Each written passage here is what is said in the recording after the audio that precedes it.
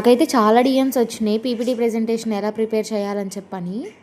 ఫ్రీక్వెంట్గా use చేసేటట్టయితే app అయితే download చేసుకోవచ్చు. మీరు నాలాగా వన్ టైమర్ యూజర్ అనుకుంటే జస్ట్ క్రోమ్లో అనేది మీరు కంటిన్యూ చేసుకోవచ్చు. ఇక్కడైతే సైన్ ఇన్ ఆప్షన్ ఉంటుంది. సో న్యూ యూజర్ అని చెప్పి కంటిన్యూ అయిపోవచ్చు.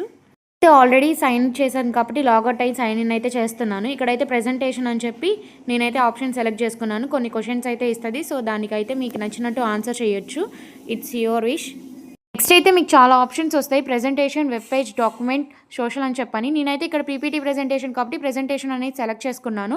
సో ప్రాంప్ట్ అయితే ఇచ్చాను నా ప్రాజెక్ట్ సంబంధించింది.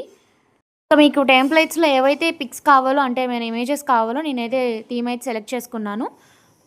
మీకైతే మంచి వైఫై కనెక్షన్ ఉంటే జస్ట్ 2 minutesలో అనేది జనరేట్ అయిపోతుంది అనమాట పీపీటీ అనేది.